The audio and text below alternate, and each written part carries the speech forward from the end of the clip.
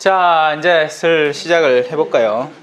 뭐 앉아있어 웬만한 분들은 뭐 그거 다 가있노. 갈 길이 멀다. 어디서 말씀의 양식보다 이 먹는 양식에 급급해야 되겠나. 농담입니다. 우리 어르신 머리 새로 하셨네. 빠마 새로 했다고. 자, 성부와 성자와 성령의 이름으로 아멘. 하늘에 계신 우리 아버지 그렇게 빛나시며 아버지의 나라가 오시며 아버지의 뜻이 하늘에서와 같이 땅에서도 이루어지소서. 오늘 저희에게 영원한 음식을 주시고 저희에게 잘못한 일을 저희가 용서하오니 저희 죄를 용서하시고 저희를 유혹에 빠지지 않게 하시고 나에서 구하소서. 성부와 성자와 성령의 이름으로 아멘. 자, 예수님은 이제 본격적으로 가르침을 시작을 합니다. 초창기에는 사람들을 좀 끌어모은다고 몇 가지 기적들을 좀 하고 뭐 짜더라 기적한 것도 없다, 그죠? 예. 이제 일단 가르침을 이제 본격적으로 시작을 하는 거죠. 과연 어떻게 예수님을 알아모시고 해야 되는가? 그리고 나서 그와 더불어서 계속 이제 이 기적사들도 또 나올 겁니다. 자, 일단은 율법에 관한 가르침을 계속하고 있죠. 제발 율법의 본질에 도달을 해라. 껍데기를 준수하는 데 머무르지 말고 율법의 핵심, 가운데 가장 중심에 있는 그걸 소중히 여길 줄 알아야지 그때 것들은 저절로 이루어지는 거다. 그러니까 엄마를 따라 댕기면 그 엄마의 자동처럼 보호를 받고 그 주변에서 멀어지지 않고 집을 잃지 않고 하는 그런 모든 것들이 다 되잖아요. 근데 그런 요소들 그러니까 보호를 받기, 그러니까 뭐 집에서 멀어지지 않기, 멀어졌을 땐 집 주소를 이렇게를 뭐 이런 아무리 그 법적인 상식들을 다 적어 놓는다 해도 근본을 상실한 채 그걸 아무리 어린애가 한다 한들 근본에는 못 다가가는 거잖아요. 그러니까 우리가 신앙생활이라는 건요, 복잡한 게 아닙니다. 복잡하고 막 꼬여있고 그런 것들을 우리가 막 교리를 배우면서 느끼잖아요. 그죠? 이거 너무 어렵다. 간단한 예로 전례규정 너무 어렵다. 뭐 조금만 있으면 이제 성주간이 시작이 되고 진짜 어려운 시기가 다가오겠지만, 물론 우리 성당은 예외겠지만 우리 성당 틱이 예외일 겁니다. 예. 근데 어렵습니다. 일반 성당에서 그냥 한 신자가 경험 없이 이 일을 맡아서 하기는 진짜 쉬운 일이 아니죠. 예. 근데 전례는 간단합니다. 기쁘게 하느님께 감사 찬미를 드리면 됩니다. 대신에 분위기 보고 하면 됩니다. 무슨 말이냐? 지금 예수님이 죽었는데 할렐루야 할 수는 없으니까 그건 하지 말자가 되는 것이고, 그런 개념인 거죠. 네. 그렇게 역사가 이어져 내려오면서 규정이 세분화되고 쌓인 게 전례 규정이 이따시만하게 많아진 겁니다. 근데 핵심은 간단합니다. 하느님 사랑해, 이웃을 사랑해. 근데 전례라는 것은 하느님을 사랑하는 데 있어서 우리가 더 쉽게 그 하느님을 사랑하는 것을 익히고 다가서는 데 필요한 요소들이니까 이런 행위들을 하면서 하느님을 사랑하면 더 보기 좋을 거야 라는 이야기죠. 하지만 변하지 않는 핵심은 그대로 있습니다. 하느님을 사랑하고 하느님을 찬미하는 거죠. 그리고 그 나머지 것들은 시대와 상황에 맞춰서 움직여야 되는 겁니다. 움직여야 되는 거죠. 우리 피부만 해도 그죠? 자꾸 변하잖아요. 여러분 피부가 맨날 똑같은 피부인 거죠? 아닙니다. 하루에도 끊임없이 재생되는 게 피부입니다. 여러분 목욕탕 가 때 밀면 때 나오죠? 그게 피부잖아요.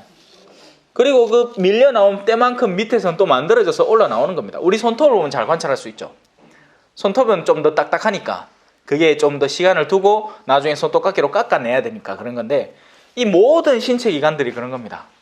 근데 하물며 교회라는 이 몸, 그리스도의 몸, 그러면 그 교회의 몸이 직접적으로 부딪히는 현실적인 여러 요소들은 마땅히 변해야죠. 마땅히 변해야 되는 겁니다. 옛날에는 신앙학교, 주일학교 안에 신앙학교가 활성화되던 시간이 있었습니다. 왜? 그때는 신앙학교 가는 게 학생들한테는 신비한 체험이었거든요.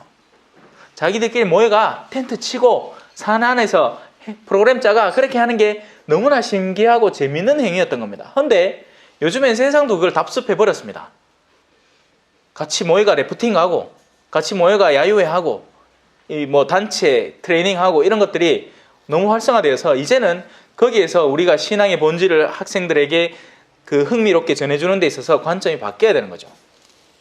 모르겠습니다. 오늘날에는 또 얼마나 어떻게 바뀌어야 되는지. 그게 바로 오늘날 젊은 신부들의 고민 아니겠습니까? 그죠? 근데 보좌 기간은 또 너무 짧고 2년 깔짝하고는 그러니까 딴 본당을 가버리죠. 보좌 기간 자체가 짧은 건 아닙니다. 보좌 기간 벌써 8년쯤 됩니다. 이제 길게는 10년까지 하는 사람도 있습니다. 씹어 죽겠죠, 그죠? 예. 이제 옛날 어르신들은 한 2년 하고 주임을 했는데 이제는 한 8년을 해야 그 다음 주임을 나갑니다. 자, 예수님은 그렇게 율법의 본질, 변화할 수 있는 변화의 여지가 있는 것 말고 본질에 우리가 마음을 두고 있으면 그 나머지 것들이 절로 따라온다는 이야기를 하는 거죠. 그리고 나서 이제 또 하나의 본질에 대해서 이야기를 합니다. 아내를 버려서는 안 된다라는 제목입니다. 바로 혼인에 대한 문제죠. 자기 아내를 버리는 자는 그 여자에게 이혼장을 써주어라 하신 말씀이 있다. 그러나 나는 너에게 말한다. 불륜을 저지른 경우를 제외하고 아내를 버리는 자는 누구나 그 여자가 간음하게 만드는 것이다. 또 버림받은 여자와 혼인하는 자도 간음하는 것이다. 자, 우리 한국교회의 가장 주된 문제가 되는 그 요소 하나 중에 하나가 바로 그거 아닙니까? 혼인장애. 그죠? 이 혼인에 대해서, 혼인장애에 대해서는 지난번에 제가 설명을 간략하게 드렸습니다. 혼인이라는 것은 세상 안에서 혼인은 이런 거죠. 혼자 살락하이 디다. 누가 내 좀 도와주는 사람 있었으면 좋겠다. 혼자 살락하이 디다. 누가 나 좀 도와줬으면 좋겠다. 아이고, 우리 둘이 요가 딱 맞네. 그래, 그러면 조건 멀고 계약 맺고 우리 같이 살자. 살아보야 안 되겠다. 나 이 남자 못 살겠다. 와, 이 여자 와이카노. 갈라서자. 가능하죠? 그리고 세상 안에는 혼인 절차도 있고 이혼 절차도 있지 않습니까? 혼인 신고도 하고 이혼 신고도 하는 겁니다. 그런데 교회 안에서는 이 개념이 어떻게 되냐면, 하나님요, 내가 혼자 일을 하려고 했기에 좀 뒤인께 내 짝지를 내가 좀 맞춰갖고 한번 살아보려고 하는데 가능하겠는겨? 오야, 그래라. 한번 찾아보자. 아이고, 하나님요, 나도 그러면 짝지가 필요한데 당신이 보시기에 합당한 사람을 좀 같이 맺어주이소. 오야, 그래. 알았다. 찾아보자. 우리 어르신 되게 재밌는갑다. 자, 그래갖고 두 양쪽 몸이 하나의 몸으로 접목이 된 겁니다. 이 양쪽의 몸은 공유하는 같은 두뇌가 있죠. 그리고 그래서 그 머리가 이 양쪽의 일을 올바로 배분을 하고 협업을 하게 만들어 주는 겁니다. 이 두 개는 바로 이 머리에 갖다 붙으면서 온전한 몸으로 형성이 되게 되는 것이죠. 엄마야, 왼손이 일 하나도 안 한다. 내 맨날 커피잔 들고 호박떡 먹고 입도 도와주고 귀도 후비고 코도 파고 하는데 왼손은 하는 일이 없네. 그러다가 왼손은 맨날 집 반지만 차고 앉았네. 좋은 건 지 다 하고 못 살겠다. 그래야 떠날 수 있습니까? 어디로 갈 수 있나요? 어디로 가야 되죠? 못 가는 거죠. 못 가는 겁니다. 왜? 떨어져 나오는 순간 이 팔은 죽어버리기 때문이죠. 이게 바로 가톨릭이 생각하는 분리의 개념입니다. 신앙 안에서 둘의 온전한 그 동의로서 이루어진 결혼은 몸을 형성해버리기 때문에, 신앙 안에서의 몸을 형성해버리기 때문에 분리가 없는 겁니다. 그래서 이혼이 존재하지를 않는 거예요. 이혼 자체가 없는 겁니다. 될 수가 없는 거죠. 몇 번을 강조해도 부족하다. 이혼이 없으면 한 가지만 물어보이소.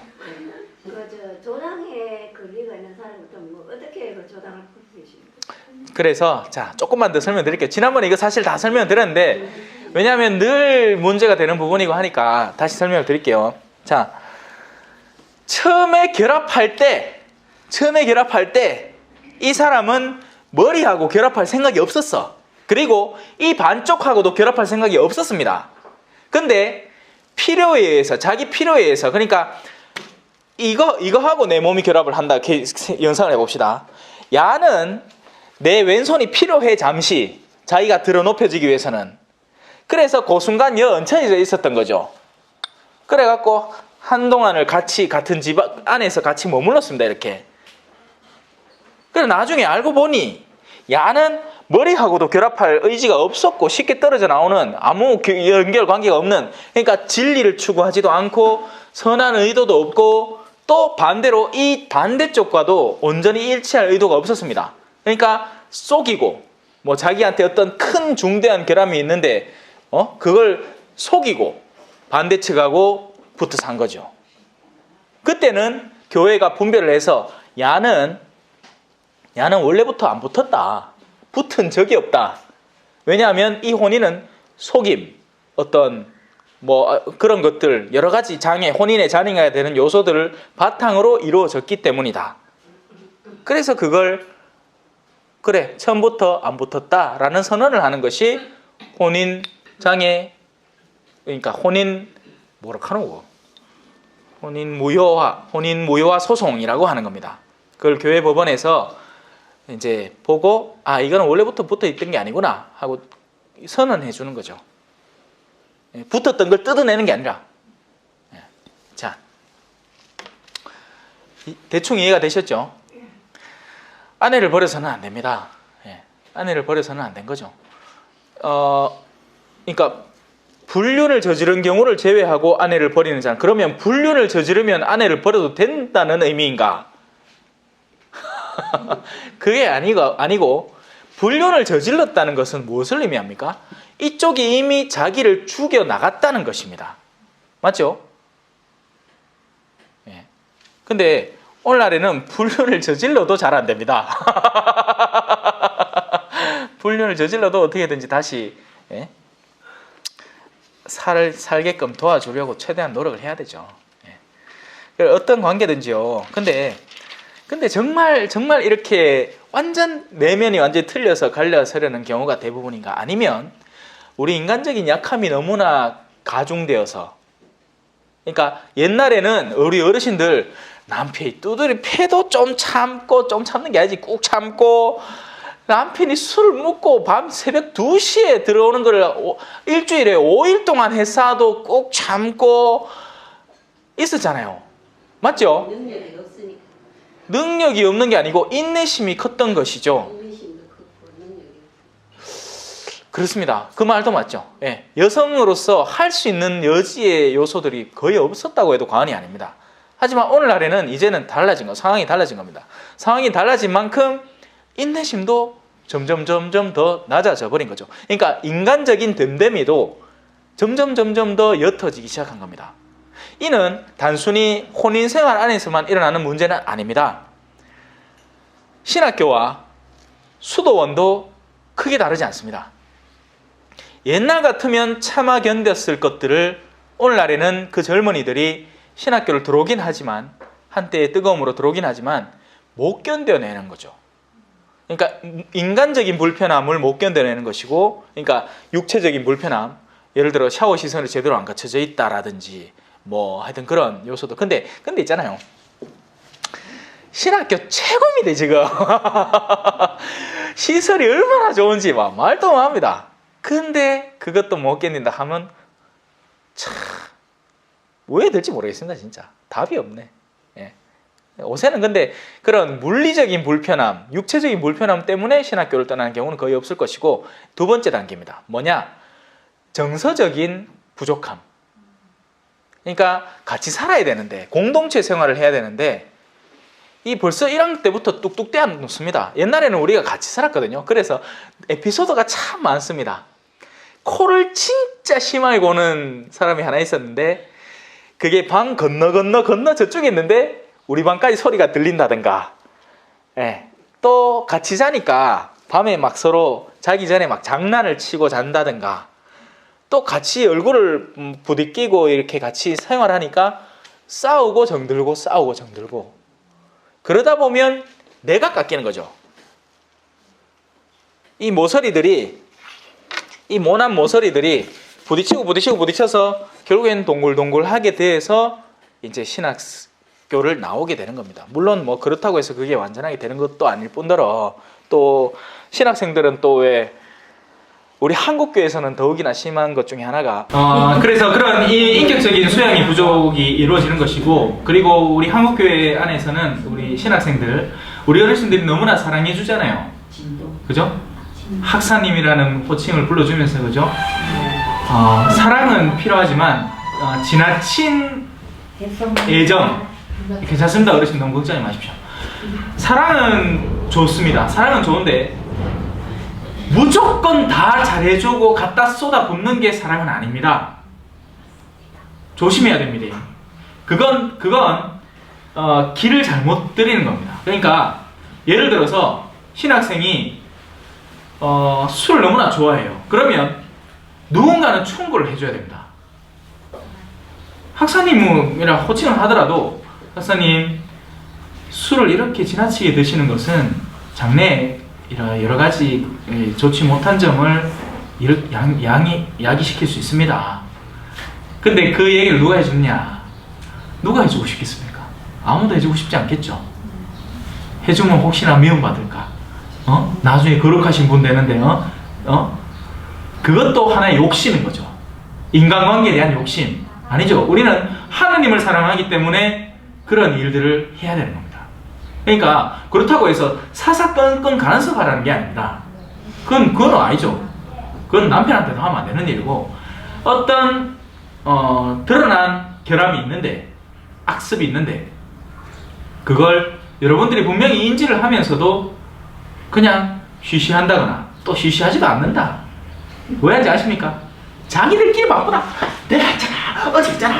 학사님을 있잖아. 어디서 갔는데 있잖아. 그래요. 뭐가 나아집니까? 아무것도 안 나아지죠. 자, 이제 진도 나갑시다. 그러면 정직하여라. 거짓 맹세를 해서는 안 된다. 내가 맹세한 대로 주님께 드리라 하고 옛사람들에게 이르신 말씀을 너희는 또 들었다. 그러나 나는 너희에게 말한다. 아예 맹세하지 마라. 하늘을 두고도 맹세하지 마라. 하느님의 옥좌이기 때문이다. 땅을 두고도 맹세하지 마라. 그분의 발판이기 때문이다. 예루살렘을 두고도 맹세하지 마라. 위대하신 임금님의 도성이기 때문이다. 내 머리를 두고도 맹세하지 마라. 내가 머리카락 하나라도 희거나 검게 할 수 없기 때문이다. 너희는 말할 때 예 할 것은 예 하고 아니요 할 것은 아니요 라고만 하여라. 그 이상의 것은 악에서 나오는 것이다. 이 구절을 읽으면서 저한테 바로 드는 생각 가운데 하나가 바로 이제 우리 성당에 지난주에 사목회의가 있었고 이제 실리금을 이제 시작을 해야 될 것 같습니다. 근데 이런저런 조언들을 주변에서 많이 들었는데 제가 어제 묵상을 많이 했습니다. 간단합니다. 솔직하고 정직하게 하면 됩니다. 예할 수 있을 만큼을 예하면 되고 아니요 해야 될 건 아니요를 해야 되는 겁니다. 이거를 안 하고 그야말로 왜 다른 문화에서 통상적으로 하는 것처럼 제가 한 가정 불러다가 앞에 앉혀놓고 오해하려고요. 우리 이마이 부족한데 오해하려고. 집에 뭐 있어요? 가정조사 다 해가면서 차 있어요? 차 몇 대 있어? TV는 몇 대치라? 아하, 좀 세겠는데? 이렇게 사봐야 그죠?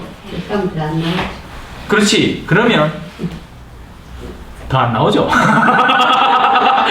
그럼 안 나오지 뭐. 그래 내가 뭐 한다고 이 취급을 당하면서 오겠노 하겠지. 그래서 그래 안 하려고 그냥 솔직하게 양심에 맡길 겁니다. 물론 아무것도 안 하겠다는 건 아닙니다. 뭔가를 하긴 할 건데 그런 방식은 아니라는 거죠. 예.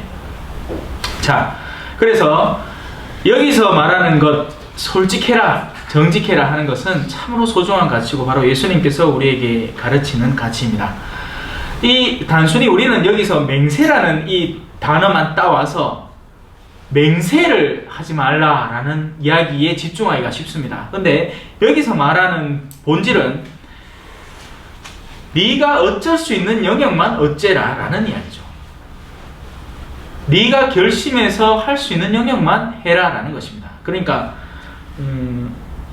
예를 들면 자식이 예를 들어서 신앙생활 안 해. 그런다고 해서 여러분이 불안해해야 되겠습니까? 불안해한다면 왜 불안해해야 되고 불안해하지 않는다면 왜 불안해하지 않아야 되겠습니까? 불안해한다면 그게 어쩌면 내 욕심이기 때문입니다. 왜냐하면 그건 그의 의지가 섞인 문제입니다. 우리는 불안해하지 말고 내가 비춰줄 수 있는 빛을 비춰주면 됩니다. 그러면 나는 나의 역할을 다 하고 있는 것이고 사랑을 쏟고 있고 내가 사랑을 쏟는다는 것을 하느님께서 알아주시기 때문에 나는 안정감을 느낄 수 있는 거죠. 그러지 않고 불안해하는 이유는 내가 하느님이기 때문입니다. 무슨 말이냐? 야가 어떻게든 구원을 받아야 되는데 이러면 구원을 못 받는데 무슨 말입니까? 벌써 야를 심판해버린 거죠. 야의 구원과 파멸을 이미 내 안에 심판해버린 겁니다. 그러니 불안한 겁니다. 뭐죠? 나는 내 머리카락 하나도 희거나 검게 만들 수 없는데 요새는 만들 수 있습니다. 그죠? 염색하면 됩니다. 염색할 수 있는데 남의 구원의 문제에 대해서는 어쩔 수 없는 겁니다. 그러니 우리는 솔직하게 살아야 됩니다. 내가 할 수 있는 영역을 하면 됩니다. 그걸 안 할 때도 불안해집니다. 무슨 말이냐? 내가 이렇게 성경 강좌를 할 수 있고 사람들을 올바른 길로 이끌 수 있고 예를 들어서 다른 문당에서 요청이 들어왔어요. 그런데 그걸 안 한다, 못 한다 라고 했을 때는 그때 내가 불안해질 겁니다. 이미 충분히 할 수 있는 걸 안 한다고 했기 때문에 예할 것은 예하고 아니요할 것은 아니요하면 됩니다. 그 이상의 것은 악에서 나오는 겁니다. 그게 아무리 좋아 보이는 일이라 할지라도 성전 건립 기금을 내가 낼 수 있는 영역이 있어요. 근데 그걸 안 되겠다. 주변에 눈치가 보여서 안 되겠다. 나 그러면 한 이 정도 내야지 하는 그게 악이라는 겁니다. 언뜻 성전 건립 기금을 많이 냈기 때문에 선처럼 보이겠지만 그게 악인 겁니다. 이해가 되시죠? 외적으로 보이는 선해 보이는 행동들이라고 다 선한 게 아닙니다. 그 안에는 나의 교만과 허영과 온갖 잡동사니들이 섞여 있을 수 있습니다. 이건 ignasio의 식별에 나오는 내용이기도 합니다.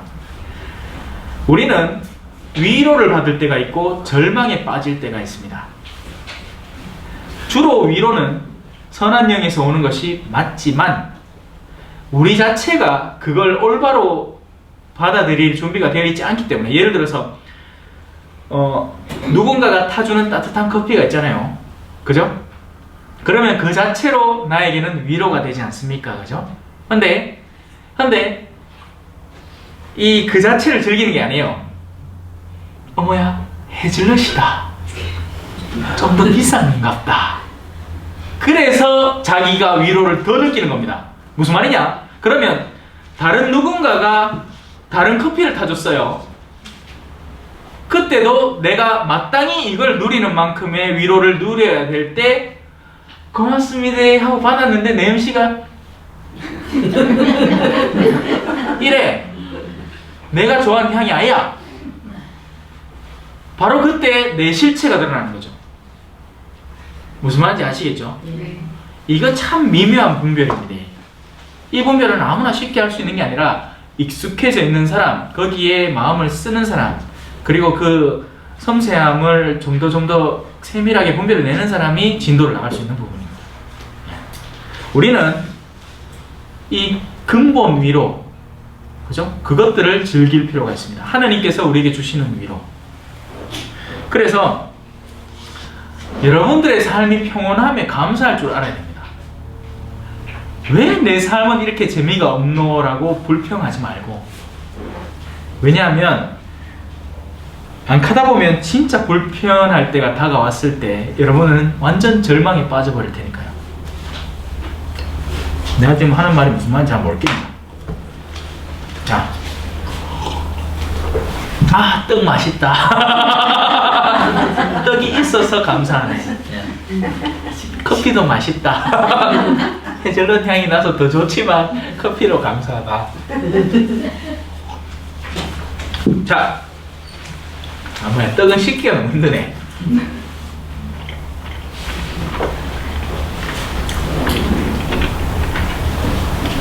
눈은 눈으로, 이는 이로. 우리가 이빨을 하잖아요. 이빨은 동물의 이빨을 칭하는 게 이빨을 합니다. 사람의 이는 이랍니다, 그냥. 성경은 사람들이 번역을 실컷 하고 국어학자 막 5만 명이 수많은 사람이 모여갖고 다시 교정을 했는 거기 때문에 성경이 잘 맞춤법도 좋고 참 좋고. 자, 눈은 눈으로, 이는 이로. 무슨 말이죠? 눈을 뽑아가면 나도 그 눈을 뽑아 복수를 하고, 이를 뽑으면 나도 상대 이를 뽑아 복수를 한다 라는 개념이죠. 그러나 나는 너에게 말한다. 악인에게 맞서지 마라. 자, 바로 이 부분 안에 나오는 것이 뺨의 이야기고 천걸음과 이천걸음의 이야기입니다. 그 이전에는 정직하여라가 나왔죠. 이건 선한 사람들에게 해당되는 이야기입니다. 무슨 말이냐? 선한 사람이 다가와서 천걸음 가줄래? 하면 같이 천걸음 가면 끝납니다. 아니면 솔직하게 내 상태를 이야기하고 내가 지금 몸 상태가 이러니 너하고 200걸음은 가줄 수 있는데 나머지 800걸음은 차마 가기는 힘들 것 같다 하고 솔직하게 이야기하면 됩니다. 그게 바로 첫 번째 정직하여라 라는 것이죠. 안 가고 그래 내 맹세할게, 내가 니를 진짜 소중한 친구로 여기니까 200걸음 지금 갈 수 있을 것 같고 800걸음도 갈게, 이게 정직하지 못한 악에서 나오는 결심인 거죠. 그걸 헛된 맹세라고 하는 겁니다. 그래 참 우리 한국 신자들 순진해요. 맹세하지 말라고 했다고 어머야 나 옛날에 맹세한 거 있는데 왜 안 와? 그러지 마십시오. 네. 그러면 정 마음에 걸리면 사제한테 와서 옛날에 이런 헛된 결심을 한 적이 있습니다. 그리고 다 지키지도 못했습니다. 용서해 주십시오 하면 되지. 용서해 줄게요 제가. 왜냐면 그런 경우가 너무나 많거든요. 우리가 신앙심이 막 불탈 때, 막 뜨거워질 때, 대뜸 내가 하랍니다 캐로콜은 나중에 그 뜨거운 열기, 냄비가 화르륵 사라질 때 엄마야 내가 왜 하노? 이러는 게야. 그래서 어떤 결심을 할 때는 분별력 있게 해야 됩니다. 네. 이게 제가 청년 파스카 그 연수를 가봤거든요. 그거 가면 청년들이 그런 실수를 많이 합니다. 그런 실수를 하게 만들기도 하죠. 그러니까 마지막 결심을 적어내라 하는데 그러다 보면 과한 것들을 적어내는 겁니다. 그래서 저는 그런 걸 좀 최대한 삼가하고 있죠. 자, 악인에게는 이게 상황이 달라집니다. 악인은 쭉 빨아당기고 그리고 지가 지칠 때까지 빨아당길 수 있는 능력이 있습니다. 천걸음을 가자 하면 당연히 천걸음은 가는 것이고 거기에다가 더 가줘야 야가 만족을 하는 거죠. 그래서 그러니까 악인이 우리에게 뭔가를 요구할 때 그것이 뭐 어떤 때는 정당한 요구겠죠. 그러니까 직장 상사가 있어. 직장 상사가 있는데 이 사람이 그리스도인인 직장 상사가 있을 수 있고 그래서 순진하고 참으로 정의로운 모든 일에 명료한 직장 상사가 있을 수 있고 세상의 생각이 사로잡힌 직장 상사, 그야말로 눈엔 눈을 빼내가고 이에는 이를 빼내가고 그리고 이 빼내고 나서도 성질이 더 나왔고 깃대기를 한 3차례 더 때리는 그런 직장 상사가 있을 수 있습니다. 그죠? 그런 이에게는 사랑을 쏟아야 된다는 거죠. 이게 그리스도교 안에 말고는 딴 데 이런 가르침을 찾기가 참 힘듭니다. 그러니까 그들의 내적인 공허를 우리의 사랑으로 채워야 된다는 이야기입니다. 제가 하는 설명이 잘 이해되나 모르겠다. 예수 그리스도가 한 일이 그겁니다. 예수 그리스도는 당신으로서는 아무런 흔덕티도 없죠. 그 말인즉슨 뭐냐? 굳이 딴 사람을 향해서 내어줄 필요 없이 자기 스스로 가만히 있어도 좋은 곳에 갈 수 있다는 이야기가 되는 겁니다. 우리 가운데 그런 사람 아무도 없습니다. 우리는 다 부족한 사람이고 반드시 누군가에게 사랑을 받아서 제 위치를 회복했거나 하는 일들이 있습니다. 지금 여러분이 받는 것도 마찬가지 아닙니까? 제가 얼마든지 안 해도 되는 일인데 제가 하는 거죠. 왜냐하면 필요하니까. 그렇게 빨아당기라고. 자, 우리도 그래서 악인들을 만났을 때 악인에게서 기대기를 한 대 맞았어요. 악인이 뭔가 기분 나쁜 게 있겠죠. 그죠? 그때 우리가 쉽게 사로잡힌 생각은 왜 날 때리지? 내가 잘못한 게 뭐지? 내가 잘못한 게 없는데, 내가 한 실수 요만한 건 있는데 이만큼의 뺨때기를 맞을 이유는 없지. 그러니 나머지 요거를 다시 돌려줘야 되겠다. 돌려줘서 지도 느끼게 해야 되겠다. 이게 세상 사람들의 사고입니다. 우리는 달라야 된다는 거죠. 우리는 기대기를 맞아요. 뭔가 기분 나쁜 게 있는가 보다. 사랑이 많이 부족한가 보다. 혹시 원하면 여기도 때려도 된다. 근데 이 상급 교육이죠. 쉽게 안 되는 겁니다. 어데 씨요. 기대 같이 말하면 정신 없지 막. 별이 번쩍번쩍한데 이야 싸우기 시작하는 거지. 소송 걸고 막 끝까지 가는 거지 뭐. 배워야죠 사람은. 그리고 배운 걸 실천해야죠. 자, 누가 너에게 1000걸음을 가져가고 강요하거든 그와 함께 2000걸음을 가져오라. 그래서 순진한 신자들은 이 말에 누구를 향한 것인지 올바로 이해를 못한 채 누군가가 나에게 도움을 요청할 때마다 이걸 그러면 나는 2배로 신청해야 되나. 사실 그렇게 실천하는 사람도 잘 없고, 근데 때로는 그런 마음이 여린 신자들 중에 그런 사람이 있습니다. 그럼 다 그렇게 2배로 돌려줘야 되는가 보다. 아닙니다. 이거는 악인들에 대한 이야기. 내 있는 골수를 다 뽑아먹으려는 이들에게 우리가 어떻게 대응을 해야 되는가. 사랑을 2배로 주라는 이야기죠. 사랑을 2배로 줘야 됩니다. 쉽지 않겠죠? 그러려면 사랑이 많이 필요하겠죠? 우리가 그 사랑을 줄 수 있게 되는 이유는 우리 안에 사랑이 있기 때문이 아닙니다. 우리가 사랑을 받기 때문입니다. 우리가 그런 결심을 한 것 자체만으로도 하느님으로부터 충분한 은총과 사랑을 내 내면에 가득히 받기 때문에 그런 일들이 가능해지게 되는 거죠. 달라는 자에게 주고 꾸려는 자를 물리치지 마라. 자, 이 말도 마찬가지죠.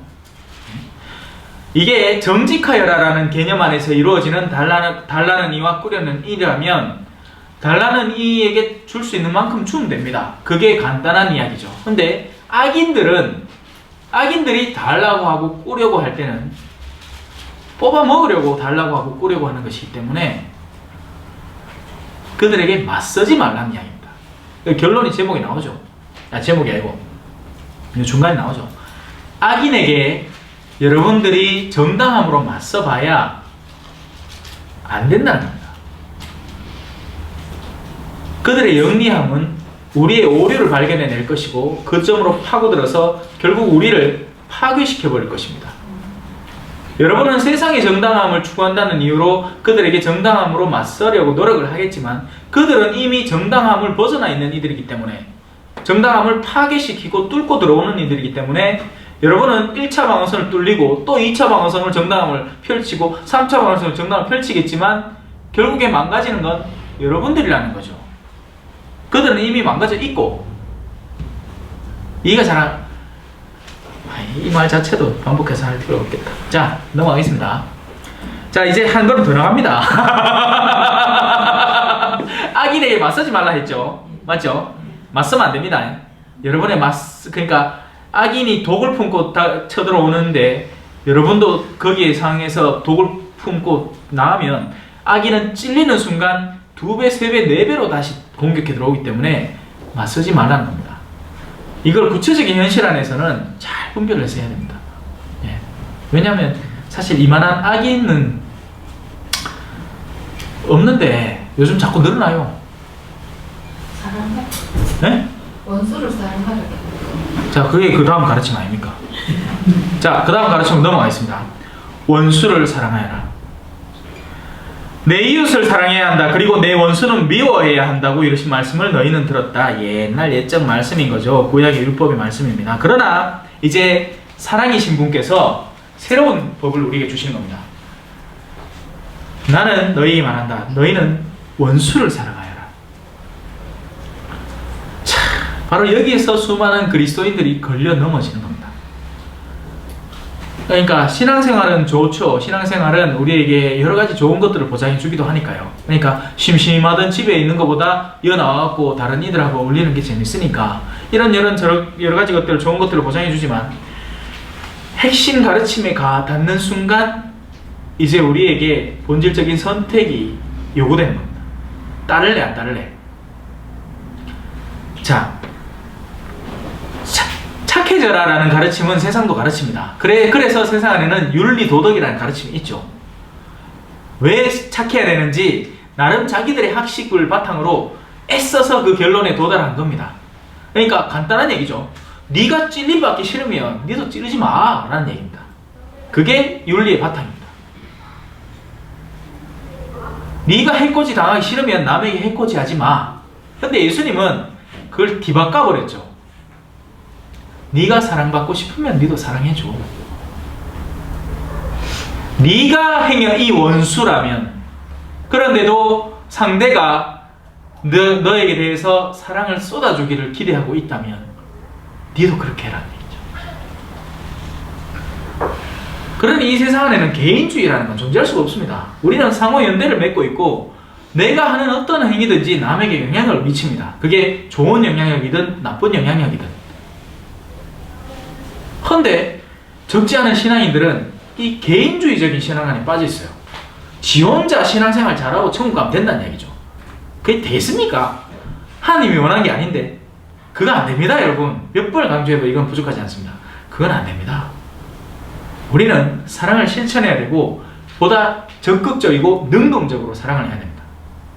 그래서 배울 게 진짜 많은데 지금 갈 길이 9만인데 출발선도 이제 제대로 이제 슬슬 들어서는 거 이제. 그래, 적어도 미워하진 않겠어 가 되는 거지. 그러고 나서는 지가 되게 뭐 되게 잘한 것처럼, 신부님 제가 이제는 미워하지 않다. 그래서 신부님은 뭐 가겠어요? 아이고 잘했네요. 인자 좋은 걸음 시작했네요. 근데 본질은 얘기해 줄 수 없죠. 깜짝 놀랄 테니까. 근데 당신은요 그 사람 나중에 사랑해야 되는데. 뭐라고요 신부님? 인자 겨우 내가 마음에서 놓을 수 있고 인자 좀 조용한다 싶은데 가갖고 사랑을 하라고 얘. 제가 왜 이렇게 얘기할 수 있냐면 제 개인적인 체험이 들어있기 때문에. 그냥 용서하는 게 끝이 아닙니다. 용서하고 사랑을 해야 되는 겁니다. 왜? 그 사람이야말로 내가 필요한 사람이기 때문이죠. 내 빛이 필요한 사람이기 때문입니다. 나 말고는 아무도 빛을 줄 수가 없는 사람이기 때문이죠. 그래서 관계를 맺었는데 그나마 다른 이들하고는 아예 관계 자체가 없고 파괴되어 있고 다른 이들은 버리고 떠났으니까 그나마 나하고 관계가 유지되는 통에 나하고 싸운 겁니다. 여러분들의 남편 말이죠. 다는 아니고 적지 않은 경우에 그래 놓고는 그래 인자는 내가 용서할 수 있을 것 같다. 그러니까 그 적대심을 이제는 내려놓을 수는 있는데 그러면 이 사람은 왜 해야 됩니까? 누군가 살려야 되는 거 아닙니까? 누가 살리죠? 내가 살려야 돼. 내가 이제 예전에 이렇게 하고 있었는데 이제는 이렇게 하고요.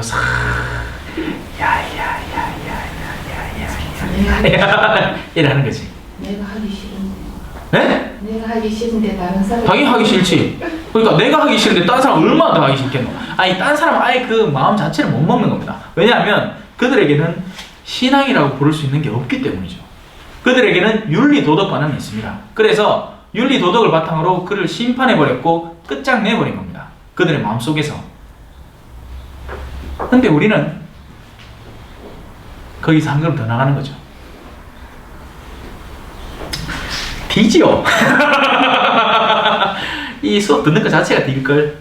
예, 왜냐하면 마음을 써야 되기 때문입니다. 이게 그냥 산수 배우거나 아니면 무슨 지구과학 배우는 게 아니라 그거는 그냥 정보를 습득하고 외우면 끝나는 겁니다. 사법고시도 마찬가지고. 근데 이거는 우리가 결심하지 않으면 받아들일 수 없는 지식들입니다. 지혜라고 하는 거죠.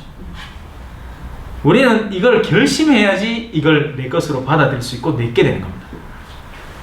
결심을 하지 않으면 이제부터 수업은 갈수록 더 힘들어지고 나를 괴롭게 만드는 거죠. 자, 내 이웃을 사랑해야 한다. 그리고 내 원수는 미워해야 한다고 이렇게 말씀을 너희는 들었다. 그러나 나는 너에게 말한다. 원수를 사랑해라. 그리고 너희를 박해하는 자들을 위하여 기도하여라. 이때 나오는 기도야말로 진실한 기도가 될 겁니다. 그러니까 우리는 수많은 기도를 합니다. 이거 해주세요 하느님, 저거 해주세요 하느님, 이거 좀 들어주세요 하느님 하는 기도를 많이 하죠. 그 기도도 나쁜 건 아닙니다. 많이 하십시오. 왜냐하면 그 기도를 하는 만큼 우리는 하나님을 인정하고 받아들인다는 이야기고 하나님에게 익숙해져 간다는 이야기이기 때문입니다. 하지만 기도의 핵심은 바로 여기 있는 겁니다. 내가 억울한 일을 당하고 내가 악을 경험했는데도 내 안에서 선을 이끌어내기 위한 기도가 기도인 거죠. 따이 갈수록 뒤다. 자, 그래야 너희가 하늘에 계신 너희 아버지의 자녀가 될 수 있다. 왜? 그 아버지는 누군데? 그분께서는 악인에게나 선인에게나 당신의 해가 떠오르게 하시고 의로운 이에게나 불의한 이에게나 비를 내려주신다. 언뜻 들어보면 무책임한 것 같기도 합니다. 그죠? 악인에게는 비를 주고 악인에게는 해를 주지만 반대다.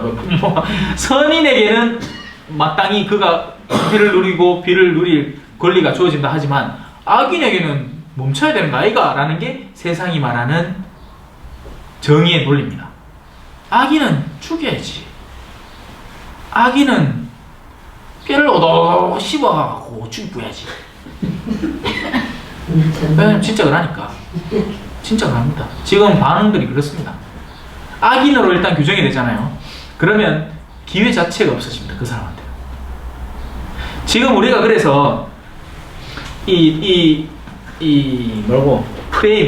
프레임을 짠 뒤에 악인으로 규정한 이들에 대해서는 우리는 완전 그 가드는 그냥 저 바닥에 있는. 옛날의 프레임들은 예를 들어서 이 유대인과 비유대인도 하나의 프레임이었습니다. 그래서 예수님은 그걸 깨버렸죠. 진실하게 영으로 하나님을 경배하는 이들이 다가오는 때가 온다. 만약에 옛날 프레임대로였다면 우리는 이방인이고 이방민족이고 우리는 근본도 없는 인간들이고 우리는 하나님 근처도 못 가는 인간들입니다. 왜? 유대인이 아니니까. 할례도 안 받았잖아요. 할례를 받았다. 우리 한국 사람들 할례 제일 잘 받는다. 포경수술이 할례입니다. 딴 게 아니고. 그리고 그 논리들은 우리 사회 곳곳에 숨어 있습니다. 호남과 경북, 남한과 북한, 일본과 우리나라. 우리가 신앙인이 된다는 것은요, 그러한 것들에서 하나님께로 마음을 들어놓는 것입니다. 진정한 필요를 사람들에게 느끼는 것이죠. 자, 길 가다가 여러분들이 만난 강도 이야기를 들으셨죠? 그때 사제들과 그 대제사장과 또 누구였지? 율법학자가 지나가다가 그 사람을 무시합니다. 왜? 그들은 프레임의 논리에 사로잡혀서 저 사람 건드렸다가는 내가 부정을 탄다라는 그런 틀이 자기 안에 사로잡혀 있었기 때문에 다가갈 수가 없었던 거죠. 근데 우리라고 해도 과언이 아닐 겁니다. 우리가 만약에 남북 전쟁 중에 내가 국구이고 저 북한군이 그야말로 저항할 수 없는 상태로 신음하고 있어요. 그때 과연 우리는 어떤 반응을 보일 것인가? 때로 영화의 묘사가 됩니다. 독일군이 떡 나가고 아무 저항할 여지도 없는데 지가 어디 딴 데서 돌고 한테 시기당한 경험이 있어. 인마도 그냥 독일 군인기라 총 쏴. 자, 그래 전쟁은 절대 일어나면 안 됩니다, 여러분. 전쟁은 합법화된 살인, 국가가 인정한 살인이라는 다른 표현도 있죠. 근데 그 전쟁을 바탕으로 자신의 힘을 얻는 세력들도 있을 것이고 자꾸 사람들을 불안하게 만들어서 자신의 힘을 얻는 세력들도 있을 것이고, 그러니 여러분들은 그러한 우리 주변의 일통상적인 상황 안에서 눈을 키우셔야 됩니다. 제가 얼마 전에 배가 고파갖고 저녁에 쫄면 먹으러 근처 분식집에 갔는데 이제 TV에 탁 정치 이야기가 나오면서 와, 다음 내 편은 누가 되겠네 하고 일부러 아줌마가 큰 소리로 내한테 얘기를 합니다. 예. 그래, 니도 알고 있으라 라는 것이죠. 예. 저도 투표는 할 겁니다. 네. 왜냐하면 그건 마땅히 해야 되는 일이고 우리가 찾아야 되는 우리의 주권이고 시민으로서 우리나라라는 이 곳에 머물면서 마땅히 해야 하는 책임이고 의무이기 때문입니다. 하지만 투표를 하는 것과 일상생활 안에서 그런 분노를 다 끌어들여서 늘 화가 나 있고 불만족스럽게 사는 것과는 다른 이야기입니다.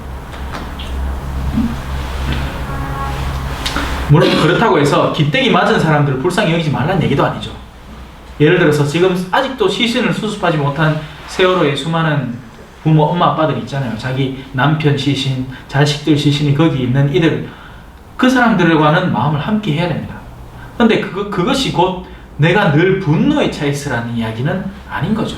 사랑을 실천하는 것과 나를 분노하는 것과는 다른 것입니다. 분노는 수많은 오류를 양산하니까요. 자, 넘어갑시다. 사실 너희가 자기를 사랑하는 이들만 사랑한다면 무슨 상을 받겠느냐? 그것은 세리들도 하지 않느냐? 그리고 너희가 자기 형제들에게만 인사한다면 너희가 남보다 잘하는 것이 무엇이겠느냐? 그런 것은 다른 민족 사람들도 하지 않느냐? 그러므로 하늘의 너희 아버지께서 완전하신 것처럼 너희도 완전한 사람이 되어야 된다. 자, 여기서 완전함에 대한 개념 자체가 틀려집니다. 완전함이라는 것은 여러분, 우리는 세상 안에서 이게 완전하다고 생각합니다. 고정되어 있고 움직이지 않고 완벽하게 잘 꾸며진 것이 완전함이라고 생각하는 거죠. 그래서 그걸 바탕으로 우리의 신앙생활도 완전한 신앙생활이라는 것을 처음에는 성경 읽고, 그 다음에 묵상하고, 그 다음에는 관상하고, 그 다음에는 초자연적인 현상을 경험하는 것을 완전함이라고 착각하는 겁니다. 아닙니다. 여러분, 완전함에 대해서 가르쳐 드릴게요. 완전함은 생동감 있는 것이 완전한 것입니다. 죽어있는 것보다 살아있는 것이 완전한 것이고, 살아있는 이는 주변과 상호작용을 맺습니다. 그리고 그 주변과의 상호작용에서 좋은 것은 수용을 하고 나쁜 것은 개선을 시키는 게 살아있는 사람의 특징입니다. 제가 요 받침대 요거 만들었죠. 아니, 만든 게 아니고 잠시 빌려왔지. 제가 아버지한테, 그러니까 형한테 이제 부탁을 했습니다. 요거 나무로 여러 해갖고 요거 내가 쓰는 카메라 딱 올리기 쉽게 만들어 달라고. 이게 살아있는 것이고 이게 완전한 것입니다. 그냥 가만히 있는 게 아니라 나는 네 불편하게 안 할게, 니도 나 불편하게 하지 마. 이게 완전한 게 아닙니다. 잘 따라오고 계시죠? 네. 왜냐하면 신앙인들의, 적지 않은 신앙인들의 자신이 생각하는 완전함이라는 건 지 혼자 완성되는 겁니다. 근데 껍데기 밖으로 절대 빠져나오질 않아요, 이 완전함이. 그래서 단단해지는 거죠. 굳어버리는 겁니다. 지극히 개인적이고 그리고 이기적이라 해도 과언이 아닙니다. 왜? 하나님께서 그걸 원하지 않았으니까. 그리고 절대 자기 혼자 사는 사람 없습니다. 여기 하다못해 우리가 입은 옷들 이거 누가 만들었습니까? 나 이거 안 만들었습니다. 한올 이거 언제 났잖아 이거. 그죠? 이건 누군가 만든 겁니다. 속옷도, 이건 휴대폰은 다 주변에서 도움을 얻고 있죠. 그리고 나 역시도 그렇게 해야 됩니다. 하나님의 완전함은 생동감 있는 완전함이고 살아있는 완전함이며 내 밖으로 뻗어나가는, 그래서 사람들을 살리는 완전함입니다. 그게 성경입니다. 성경 간단하죠? 자, 6장 넘어가겠습니다. 너희는 사람들에게 보이려고 그들 앞에서 의로운 일을 하지 않도록 조심하여라. 그러지 않으면 하늘에 계신 너희 아버지에게서 상을 받지 못한다. 그러므로 내가 자선을 베풀 때에는 위선자들이 사람들에게 칭찬을 받으려고 회당과 거리에서 하듯이 스스로 나팔을 불지 마라. 내가 진실로 너희에게 말한다. 그들은 자기들이 받을 상을 이미 받았다. 내가 자선을 베풀 때는 오른손이 하는 일을 왼손이 모르게 하여라. 그렇게 하여 내 자선을 숨겨두어라. 그러면 숨은 일도 보시는 내 아버지께서 너에게 갚아주실 것이다. 이런 자선에 익숙해져 있는 사람은 진짜 기쁨을 맛볼 수 있습니다. 남에게 드러내서 기쁨을 얻는 사람은 남이 인정해주지 않으면 기쁨이 없어지게 됩니다. 맞죠? 맞는 얘기 아닙니까? 내가 이 일을 하는 목적이 남이 나를 알아주기 위함인데 남이 나를 알아주지 않으면 나는 슬퍼지는 건 너무나 당연한 일 아니겠습니까? 진짜 자선은 숨어 사는 거예요. 그리고 자, 여기서 분별이 좀 필요한데 무턱대고 이 떡을 옆에 있는 입에 막 집어넣는다고 해서 자선이 아닙니다. 왜냐하면 이 아이는 지금 배가 고픈 게 아니라 목이 마르고 그리고 나와 놀아줄 누군가가 필요한 것이지 떡이 필요한 것이 아니기 때문입니다. 그래서 여기에서 수많은 오류들이 양산이 됩니다. 일단 숨어서 하긴 하는데 그 사람이 뭐가 필요한지 진짜 관심도 없고 일단 그냥 나는 자선을 해야 되겠다는 찜찜함만 남아있으니까 자선을 하고는 싶은데 그래 그냥 돈을 갖다 주는 겁니다. 실제 그게 필요한 사람은 굶고 있는데 나는 자선했다고 아유 이제 해치웠네가 되는 거죠. 자선 해치운 겁니다. 아니죠. 자선은 마음을 써야 됩니다. 물어봐야 되고 다가서야 되고 요새 니 어떻게 지내노? 그래 필요한 거 특별히 있나? 내가 도와줄 수 있는 거 있나? 가 자선의 본질이 되는 겁니다. 그리고 이런 사람들은 이미 많이 도와줍니다. 그러니 여러분들 주변에 있는 진짜 가난한 사람들 그리고 물질적인 가난도 물론 도와줘야 됩니다. 근데 정서적인 가난도 심각한 상태입니다. 오늘날에는 정서적인 가난 아무도 찾아와 주지 않고 아무도 물어봐 주지 않고 아무도 나에게 관심을 가져주지 않는 그런 외로움이야말로 진짜 오늘날이 자선이 필요한 부분입니다. 또 영적인 부분도 마찬가지입니다. 내가 어둠에 빠져있어요. 그러니까 이 사람은 잘 살고 돈도 많고 주변 사람들의 인기도 많아. 근데 영혼이 허해요. 선이 뭔지를 몰라. 그래서 사람들의 인기를 얻는데 그 인기를 얻는 방법이 악으로 얻는 겁니다. 그러니까 막 술자리를 막 만들어내고 막 온갖 추잡한 짓들을 하고 농담거리도 막 상스러운 농담을 막 해대면서 친구들을 끌어모으는 여러분 주변에 누군가 떨어져 지금 여러분 우리 친구 중에 그런 사람이 있습니다. 관심을 끌어서 늘 이 세간의 주목을 받긴 하는데 그 받는 방식 자체가 더럽고 추저운 것들입니다. 그러니까 영적으로 말이죠. 거룩하고 아름다운 걸 바탕으로 진실한 우정을 맺는 게 아니라 일단 광고 중에도 왜 그런 게 있죠. 이 막 문제거리를 그 광고를 뭘 하더라? 하여튼 그건 중요한 게 아니고 나쁜 짓을 통해서 자신의 위치를 찾으려는 사람들이 있습니다. 그러면 그 사람들이야말로 영적인 도움이 필요한 사람들입니다. 소금의 맛이 필요한 사람이고 빛이 필요한 사람들이죠. 어떻게 도울까요?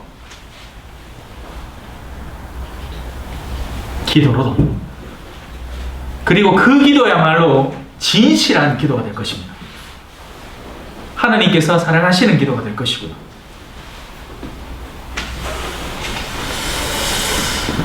자, 올바른 기도.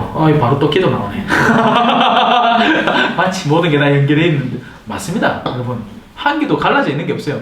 영적인 면에서는 이러한 것들이 모든 게 연결되어 있기 때문에 자, 올바른 기도. 너희는 기도할 때 위선자들처럼 해서는 안 된다. 그들은 사람들에게 드러내 보이려고 회당과 한길 모퉁이에 서서 기도하기를 좋아한다. 내가 진실로 너희에게 말한다. 그들은 자기들이 받을 상을 이미 받았다. 너희는 기도할 때 골방에 들어가 문을 닫은 다음 숨어 계신 내 아버지께 기도하여라. 그러면 숨은 일도 보시는 내 아버지께서 너희에게 갚아주실 것이다. 너희는 기도할 때 다른 민족 사람들처럼 빈말을 되풀이하지 마라. 그들은 말을 많이 해야 들어주시는 줄로 생각한다. 그러니 그들을 닮지 마라. 너희 아버지께서는 너희가 청하기도 전에 무엇이 필요한지 알고 계신다. 근데 왜 안 들어주십니까? 네가 청하지 않으니까. 하나님이 일을 하는 방식은 물론 당신이 원하시면 산 하면 산이 빵 생기기도 할 겁니다. 근데 하나님은 어떤 일을 선호하느냐 하면 사람들의 의지가 포함되는 일을 선호합니다. 그러니까 여기 가난한 사람이 있어. 이 사람이 정말 하나님을 사랑하는 사람이고 기적이 필요한 일이라면 하나님이 왜 그 사람에게 뜬금없이 빵 해서 떡을 못 주겠습니까? 주죠. 근데 하나님은 기다리는 겁니다. 누구를? 요 사람은 이 사람 돈이 충분히 있고 관계를 맺고 있고 이 사람의 현실을 아는 사람인데 기다리는 거죠. 네가 한번 해볼래? 네가 한번 해볼래라고 얘기를 하진 않습니다. 막 귀가 웅웅거리면서 네가 해볼래. 이게 아니고 이 사람의 현실이 자꾸 이 사람에게 다가오는 겁니다. 전에 안 보이던 현실이 자꾸 보이는 거죠. 그리고 나는 충분히 도울 수 있는 여력이 있는 겁니다. 그리고 내가 결정을 해야 되는 거죠.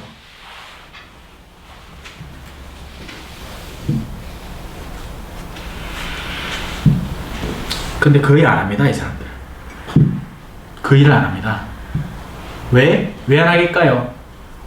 아깝고, 세상이 사랑스럽고, 내가 왜 그 일을 해야 되나 싶고.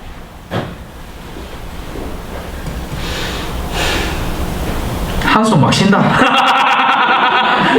자, 그러므로 너희는 이렇게 기도해라. 야, 이거 주님의 기도 하나로 1시간 보내야 되는데. 하늘에 계신 저희 아버지, 아버지의 이름을 거룩히 드러내시며 아버지의 나라가 오게 하시며 아버지의 뜻이 하늘에서와 같이 땅에서도 이루어지게 하소서.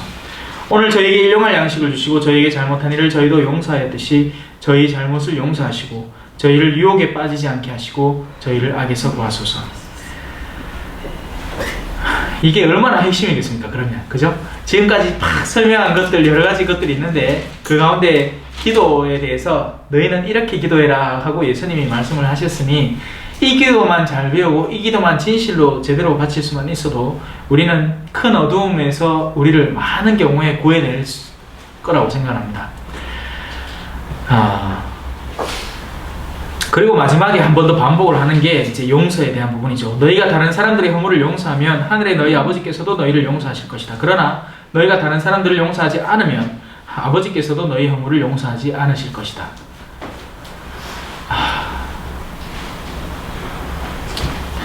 주님의 기도 볼까요? 근데 그래.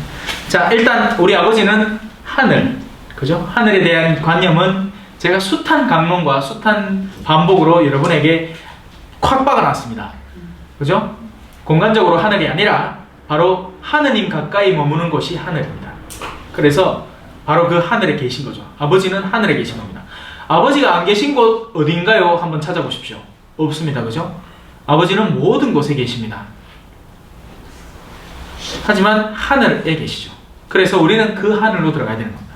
우리 비행기를 타고 하늘에 올라가는 게 아니라 내 마음을 하느님께 두려고 노력을 해야 되는 겁니다. 그러면 우리도 하늘에 있게 됩니다. 아버지의 이름을 거룩히 드러내시며, 이름이라는 것은 우리의 존재를 나타내는 거죠. 마지노라는 이름을 들었을 때 여러분은 벌써 저를 떠올리는 겁니다. 그죠? 우리는 어떤 이름으로 하느님을 칭해야 될까요? 가톨릭, 천주교,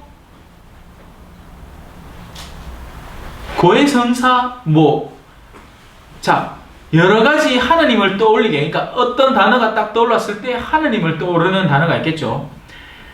바로 사랑입니다, 사랑. 근데 그 사랑은 우리가 많이 오염시켜 놨습니다. 그러니까 대중가요의 사랑으로 오염시켜 놨죠. 서로 섹스하는 걸 사랑이라고 표현하는 요즘 시대입니다. 그 섹스도 아무 감정도 없는데 난 너와 사랑을 나누고 싶어 몰라 요새 노래 어떤 게 있는가. 아들이 막 요런 빤스 하나 입고 그죠? 막 춤추면서 막 나에게 들어와 천천히 막 그렇게 사는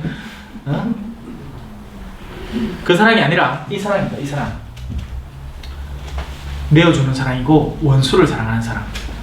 어둠을 향해서 빛을 쏘아내주는, 그리고 그래서 그 어둠이 블랙홀처럼 계속 빛을 빨아들이더라도 또 계속 또 다시 쏘아주고 또 해서 결국 그 어둠이 차오르나서 다시 빛을 반사시켜 나가게끔 도와주는 그런 사람을 말합니다. 바로 그 이름입니다. 아버지의 이름은 그 이름입니다. 우리가 아버지를 느낄 때, 우리가 아버지를 호칭할 때 느끼는 이름은 바로 그 이름이어야 됩니다. 그 이름이 가장 잘 드러나는 곳은 신앙을 실천하는 그리스도인들에게서 잘 드러납니다. 신부라고 제의 딱 있고 수단 딱 있고 이래 딱 성당 앞에 있다고 사람들이 하나님을 느끼는 게 아닙니다. 그런 신부에게서 사람들은 교만을 볼 뿐입니다. 아집을 느낄 뿐이죠. 그 앞에서는 살짝 굽신될 수 있겠지만 뒤에 가서는 욕하는 이들입니다. 그들은 그런 유형의 사제에게서는 하느님을 보지 못합니다. 왜냐하면 그가 하느님의 이름을 드러내지 못하기 때문이죠. 신자도 마찬가지입니다. 성당은 열심히 다니는데 먼데 빠진 신자들이 있습니다. 그러면 사람들은 도로 하느님을 욕합니다. 하느님을 욕하는 겁니다. 성당을 욕하고 하느님을 욕합니다. 신자락하는 사람들이 적하고 앉았다. 아이고 나는 그러면 저 안 갈란다. 까다는 거죠. 자, 하늘에 계신 우리 아버지는 당신의 이름을 드러내십니다. 당신을 사랑하는 이들을 통해서 늘 드러내십니다. 아버지의 나라는 와야 됩니다. 아버지의 통치권이 이루어지는 나라, 아버지가 다스리는 나라, 아버지의 다스림이 미치는 나라는 이미 오고 있고, 자, 이미 왔고 오고 있고 올 것입니다. 벌써 여기서부터 시작됐습니다. 우리가 서로를 사랑하고 보듬을 때, 자, 떡을 누군가가 기증을 하고, 그리고 그 떡을 누군가가 자신의 육체적인 힘으로 잘라서 나누고, 담아서 나누고, 또 누군가는 커피를 타고, 이런 사람들이 모일 때 바로 거기에는 하느님의 나라가 있는 거죠. 누가 시킨 게 아니지 않습니까? 허락한 적 없습니다. 저. 돈을 준 적도 없고 누군가가 마음들이 모이는 거죠. 서로를 아끼니까. 아, 그냥 수업 듣는 것보다는 한 쪼가리 먹으면 더 맛있겠다. 한 잔 마시면 더 좋겠다. 그런 아버지의 나라는 오고 있습니다. 그리고 나중에는 완전히 올 것입니다. 그리고 그 완전한 도래가 이루어질 때에는 그와 반대되는 것들, 하느님의 나라에 합당하지 않은 것들은 다 밀려나게 될 것입니다. 여러분, 핵폭탄 터지는 거 봤죠? 빵 터지면 충격파가 부악 나갑니다. 그러면 제일 먼저 당하는 건 빛입니다. 빛이 강하게 밀려들면서 그 빛으로 인해서 다 화상을 입죠. 가까이에서는 다 타쁘고, 그러고 나서는 충격파가 우와 밀려 나오는 겁니다. 소리는 빛보다 느리잖아요. 그죠? 그러니까 공기가 꽉 밀려나면서 한번 싹 쓰는 거죠. 그리고 나서는 어디 된지 아십니까? 반대편으로 싹 쓸립니다. 왜냐하면 뻥 벌어진 만큼 다시 모여들어야 되기 때문에. 예. 자, 빛이 쫙 밀고 나가고, 하나님 나라, 예수님 믿겠죠? 여기서 온다 저기서 온다 하지 마라. 하나님 나라는 단숨에 올 것이다. 번개가 칠 때 하늘이 번쩍이는 것처럼 어디서 왔는지도 모르게 와 밀려올 것이다. 근데 그 밀려오면 종말에 때로 밀려오기도 하겠지만 바로 여러분의 죽음을 상징하는 것이기도 합니다. 어떻게 죽을까요? 어떻게, 언제부터 어디서 죽을까요? 죽기 전에 어떤 준비를 갖추고 어떻게 죽어야 되나요? 아무도 모른다는 거죠. 얼마 전에 인터넷 동영상을 봤는데 어떤 러시아의 BJ가 자기 막 촬영하면서 운전하다가 그 순간에 가쁜 트럭이 운전석을 쳐박아가 야가 보조석 창문 밖으로 팔을 내밀고 죽었습니다.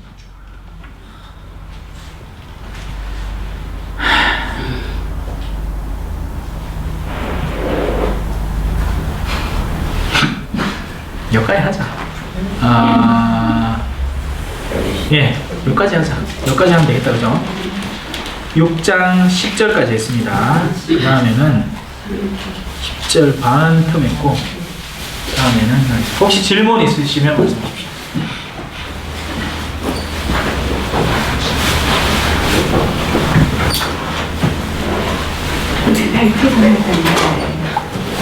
예수님한테 청에 해달라, 내 몸 아픈 거 나가달라, 어디 가면서 잘 갔다 오게 해달라, 그것만 청하거든요. 우리 교우들 대부분 보면은.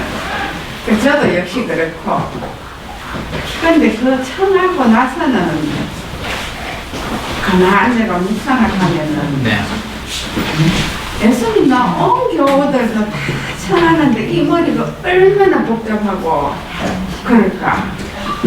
청하는 그걸 신경 들어주실까? 그러면서 며칠 지나고 나면은 내가 무슨 일을 잘못 내가 실수한다든가 이러면은 그것을 반성이 탁 돼요. 아, 내가 그날 앉아서 저녁에 주님한테 청했는 게 내한테로 돌아오는구나. 그래서 제가 후회를 하는 거래요. 제가 정말 돌아올까, 내 마음대로 될까 하는 거를. 그래가 스님, 제가 주님을 안 믿어, 반을 믿었는 거라 죄송합니다. 그날 일은 죄송합니다. 오늘은 정말 정말 감사합니다. 하면 이래 기도를 하거든요. 그래 하고 나면은 마음이 가볍고 그런데 정말 우리 교우들이 자기 가족 건강하게 해달라, 뭘 달라, 뭐 어떻게 해달라, 우리 사수 성당 잘 짓게 해달라 하는 거를 정말 주님이 요만치라도 들어주실까요? 당연히 듣죠. 당연히 듣습니다. 그게 맨날 의문이 돼요. 그건 하나님의 전능에 대한 우리의 인간적인 한계로 밖에 볼 수 없는 거죠. 그러니까 전능을 어떻게 가능하게 연상할 수 있겠습니까? 우리 자체가 능력이 많이 딸리는데, 그죠? 이는 마치 작은 컴퓨터 한 대로 이 엄청난 슈퍼 컴퓨터가 해야 되는 계산을 이제 하려고 시도를 하는 것과 비슷합니다. 이 말이 안 되는 거죠. 그러니까 요만한 컵 하나로 바닷물을 담아내려는 것과 마찬가지죠. 그게 가능할까? 그러니까 하느님은 가능합니다. 그리고 하느님은 이미 당신이 말씀하셨기 때문에, 당신은 들으신다고 하셨기 때문에 우리는 그걸 믿음으로 받아들이는 것 뿐이지, 그러면 그게 어떻게 가능한가? 뭐 하느님 휴대폰이 그러면 수억 대 되나? 다 이어 귀에 꽂고 있나? 리시버 이어 다 꽂고 그러면 그래 하나? 그런 인간적인 약점에서 기인하는 질문이라고 밖에는 표현할 수가 없을 것 같습니다. 하나 분명히 짚어드리는 것은 하느님 듣습니다. 그리고 응답하십니다. 문제는 바로 여기 있는 거죠. 우리가 하느님의 응답을 듣질 않는 겁니다. 하느님은 응답하고 계십니다. 근데 우리가 하느님의 응답을 듣질 않는 거예요. 근데 왜? 첫째는 하느님께서 우리가 선호하는 방식으로 응답해 주시지 않기 때문입니다. 우리는 어떤 응답을 바라느냐? 하느님, 내 이어서 오른쪽으로 갈까? 왼쪽으로 갈까? 오른쪽으로 가라. 그래서 우리는 그 응답을 듣기 위해서 하느님을 저버리고 점쟁이를 찾아갑니다. 왜냐하면 점쟁이는 그 응답을 해주거든요. 하지만 그 응답은 가짜 응답이고 속임입니다. 그 응답을 통해서 더욱 자신의 마음, 각 사람의 마음을 올가매는 것이지 응답을 한 게 아니죠. 하느님은 응답하십니다. 하느님은 반드시 응답하십니다. 그리고 이미 응답을 하나 하신 게 있습니다. 하느님은 이미 우리에게 하나의 응답을 하셨어요. 여러분, 최근에 개봉한 침묵이라는 영화에 제가 핵심 결론을 도달한 것은 바로 그겁니다. 하느님은 응답하셨습니다. 이미. 그분의 말씀입니다. 우리는 그분의 말씀을 이미 받았고, 그리고 남은 것은 우리가 그 말씀에 합당하게 우리를 맞춰서 우리의 의지를 들여가면서 살아가는 것이지 새로운 응답이 필요한 게 아닙니다. 그래서 우리가 하는 청원들을 사실 한 개 한 개 다 가져와서 분석하라면 저는 분석해낼 수 있습니다. 내 자식 잘 되게 해주세요. 이거는요, 20%는 당신의 욕심이고 10%는 자녀가 잘 되기를 바라는 순수한 마음이 깃들어 있는 것이기도 하고, 그리고 나머지는 당신이 그 자식이 잘 되게 하기 위한 일을 하기 싫다는 것의 반증이기도 합니다. 이제 예를 들면 이렇다는 거죠. 우리는 복잡한 사람, 하느님은 명료하십니다. 우리가 그래서 우리의 복잡함을 이제는 벗어던지고 명료함으로 다가서기 시작할 때 우리는 하느님을 뚜렷이 보게 될 겁니다. 그리고 이 세상을 마감할 때 우리가 이 흐린 창문을 벗어던지고 이 선글라스를 벗어던지고 이제는 흐릿한 거울을 보는 게 아니라 직접 하느님을 대면할 때가 올 겁니다. 그걸 두고 우린 지복직관이라고 표현하는 것이고, 그때 우리가 느낄 기쁨은 상상을 초월할 것입니다. 그래서 하나님은 듣습니다. 분명하게 대답해 드릴 수 있습니다. 하나님 듣습니다. 듣고 응답도 하십니다. 그리고 이미 응답한 것을 우리가 제대로 체험하지 못하고 또 아직도 여전히 응답하고 계시는 부분을 우리는 캐치하지 못할 뿐입니다. 그렇죠? 성부, 네, 질문하십시오. 원수를 사랑하라는데, 네. 영화 미량에서 네. 자기 자식을 유괴하고 죽인 사람을 네. 처음에 힘들어하잖아요. 네. 저 사람을 사랑할 수 있을까? 네. 근데 마음을 돌렸어요. 네. 정말 용서해야 되겠다.